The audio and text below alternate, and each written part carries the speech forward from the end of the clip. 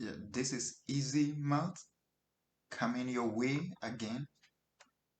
We're coming to look at how to work with expressions and then numbers. I'll ask you to subscribe to the YouTube channel. If this is the first time you have seen us or you've been with us, I want you to be part of the family. Subscribe so that the algorithm will go high.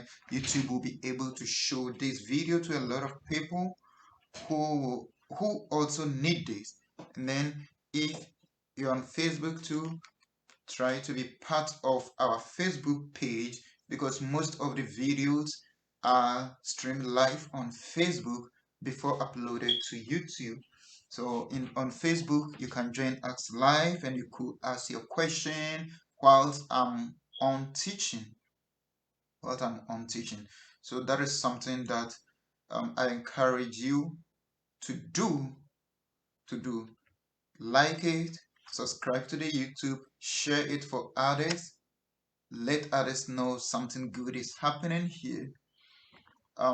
In mathematics, at times you need to think wild, you need to think outside the box, you need to think wilder outside the box. So that is what we are coming to do, to solve some few questions whilst you think flexibly about numbers and expression. So if you have numbers and expression is not any big deal. Your concept that you've learned already, just think flexibly and then apply them. But you need to think outside the box. You need to think beyond what you are seeing. That is the only way you can arrive at a correct answer. So let's look at this first question here. We'll be solving about 3 or 4 questions.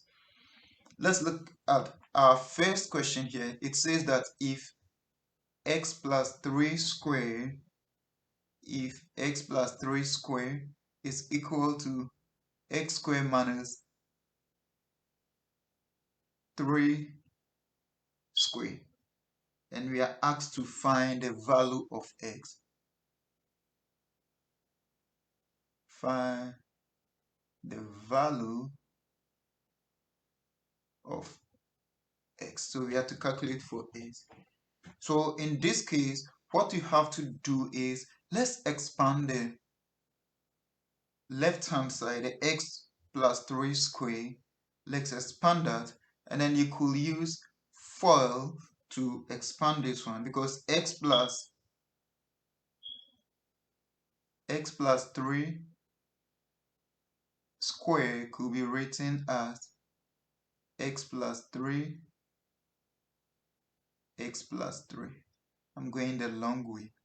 And then if you expand this one, x times x is going to give you x squared. X times 3 is going to give you plus 3x.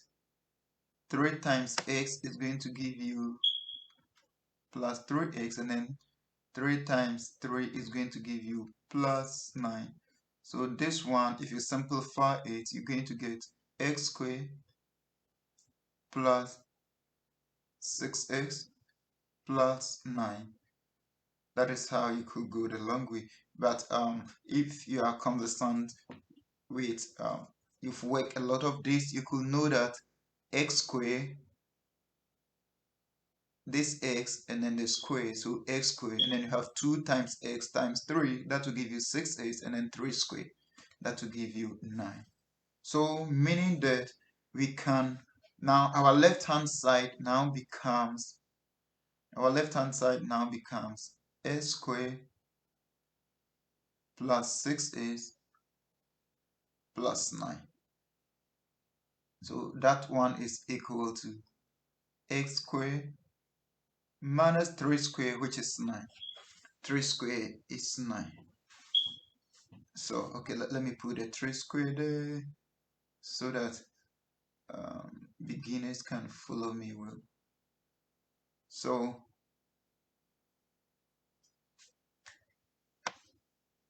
now I can now make it x squared plus 6x plus 9 is equal to a square, and then 3 square is 9 minus 9.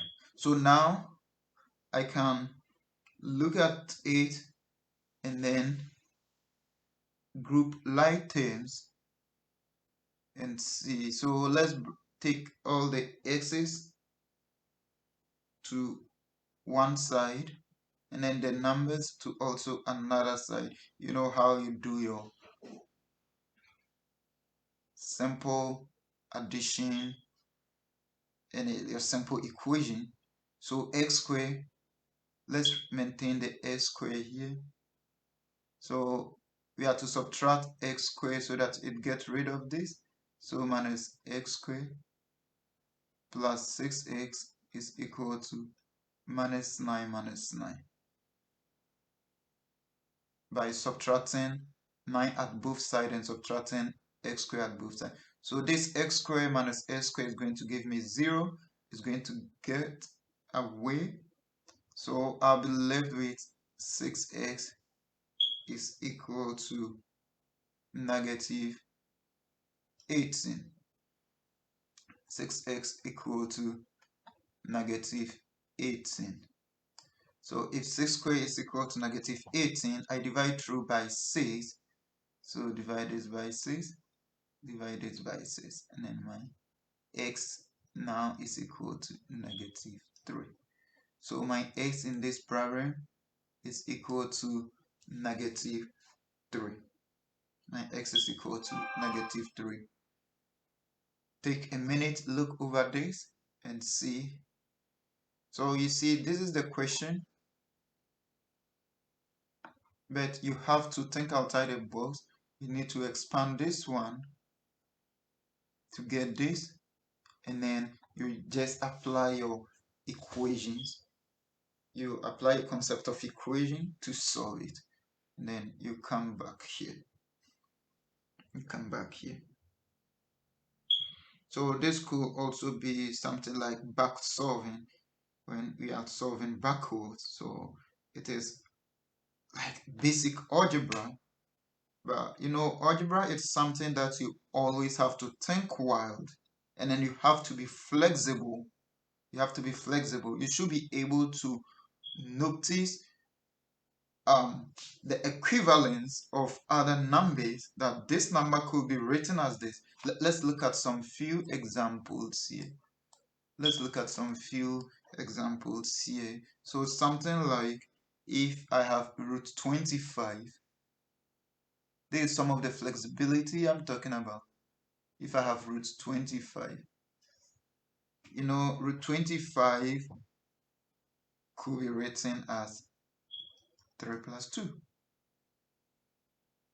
Why? Because root 25 is 5 and 3 plus 2 is 5. If I have something like 10 divided by 2, 10 divided by 2 could be written as root 5 square. They all give you 5. So, if you have root 5 square, root 25, 10 divided by 2, 3 plus 2 is all equal to 5. So these are some of the flexibility that you need to know. These are some of the thinking outside the box. If you see the number, you should be able to know what it really means, or any other expression that could mean the same thing. That is something that you need to know. Okay, let's move on to our next question. So our next question here is, I have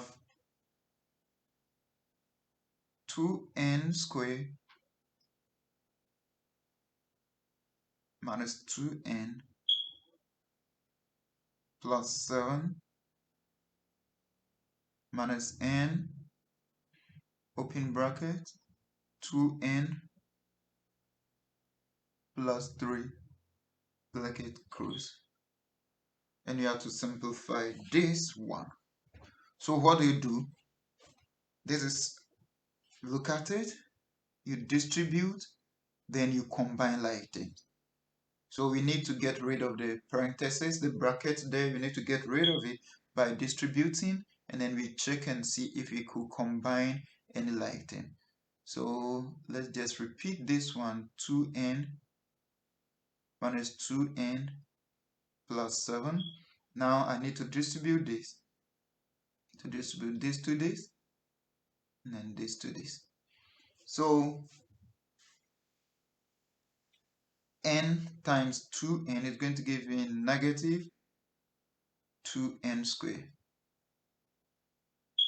And then negative n times 3 is going to give me negative 3n. So now I don't have any parentheses in it, so I need to check the like terms, and then n squared, 1n squared here and n squared here. This is 2n squared and then negative 2n squared, so they cancel out to give me 0, so they go away. So now I'm left with negative 2n plus 7, negative 2n plus 7 minus 3n. So I have 2n and then 3n, n and then n, they are like terms. So negative 2 and then negative 3 will give me negative 5n plus 7. So that would be the answer for that simplification. It's a simplification. So you saw the quadratics there, and then you may get confused. You know, oh, this is a quadratic. How do I work it? But if you think outside the box and you try to work backwards a bit, you'll be able to figure it out in simply algebraic expressions, and then you'll be able to work it out. You'll be able to work it out. This is very, very simple. Let's look at our next question, which is a bit complicated.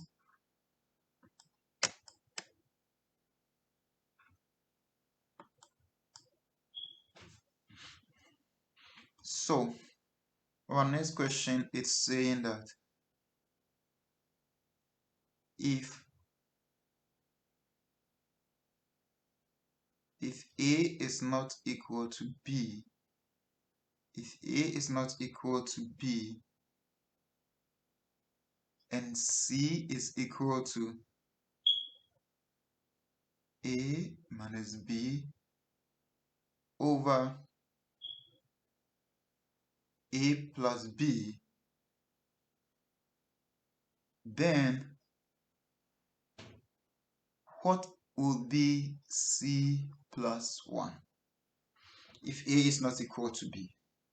Because we don't want the expression to be 0. So if A is not equal to B, and then C is equal to A minus B over A plus B, then C plus 1 is equal to what? Yeah, this is a tricky one, of course, but it will be simple. All that the question is asking us is C plus 1. So this is the C. It says that C is equal to A minus B over, let me erase this and write it well so that everybody will see it clearly.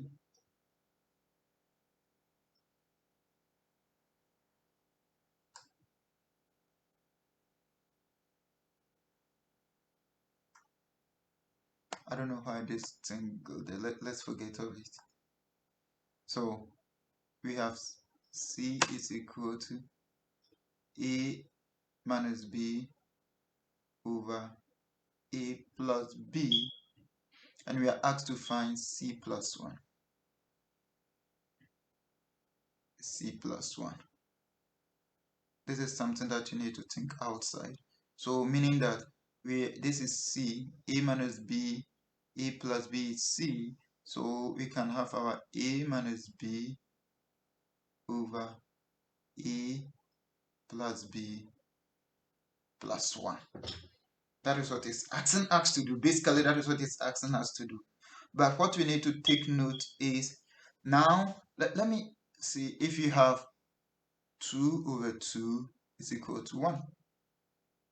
A over A is equal to 1. So let's represent something by this one. Something that will be equivalent to this one, which is in relation to A minus B, A plus B. So we can say that A plus B over A plus B is also equal to 1. Because any number divided by itself is equal to 1. So I can replace A minus B over A plus B plus A plus B over A plus B. A plus B over A plus B. So you see how now instead of the 1, I'm having A plus B over A plus B. Because I wanted something common to this, and A plus B over A plus B is equal to 1. So mathematically,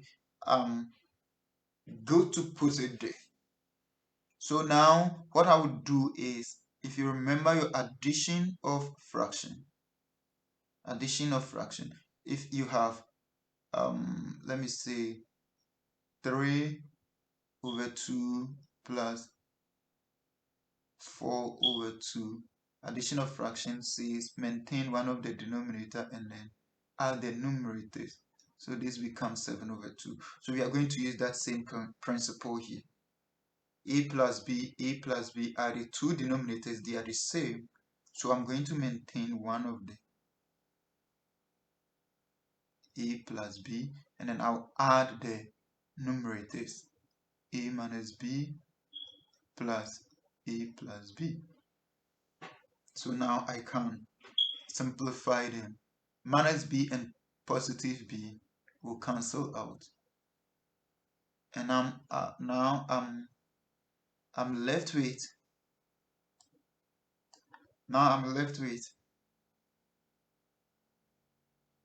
A plus B over, oh sorry, A plus A, because the B's are gone. So A plus A over A plus B, the B's are gone.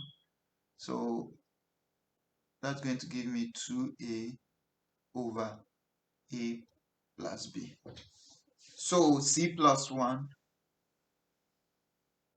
can be simplified as 2A over A plus B if A is not equal to B.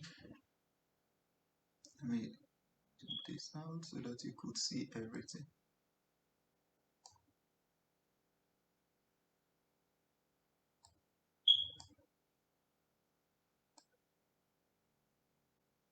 So that is how this question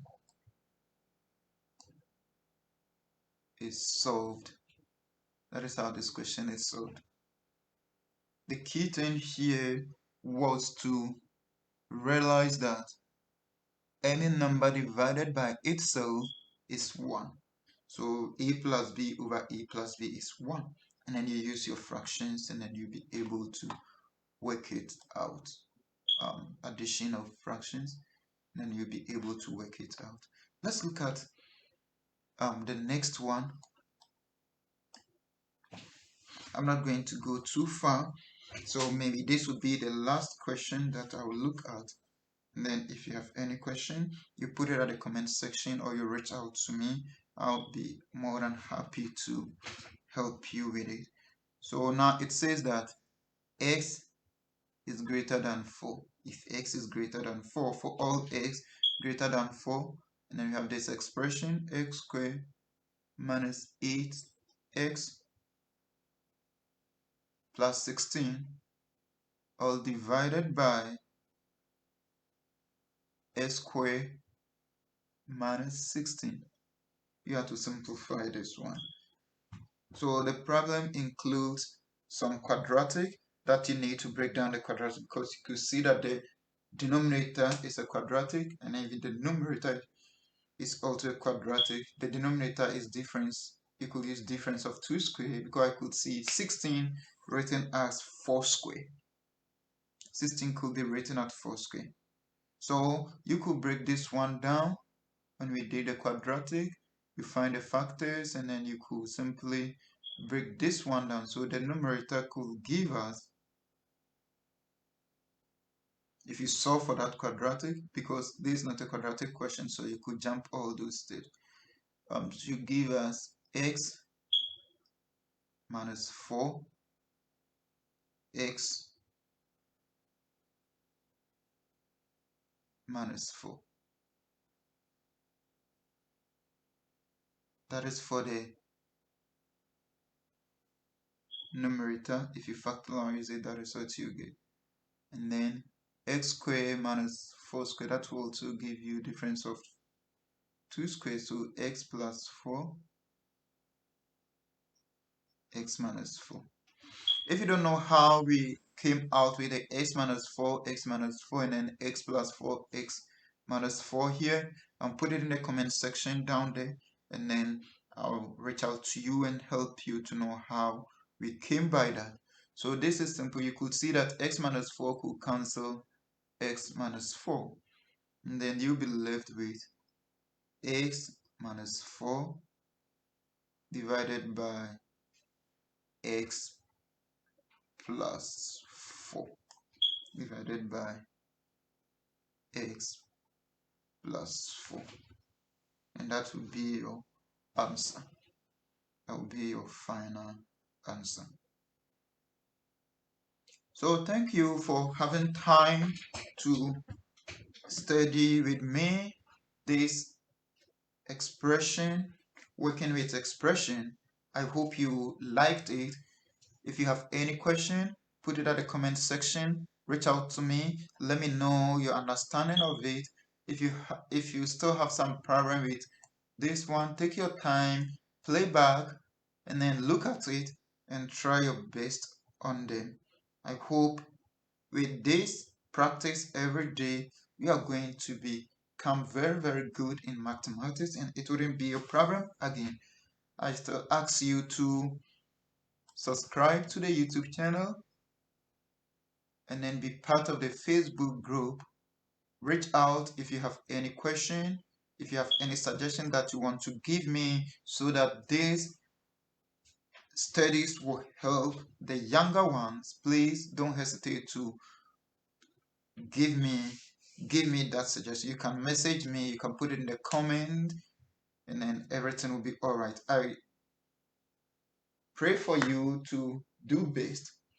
So let me hear from you after you've watched this. Thank you. We meet again.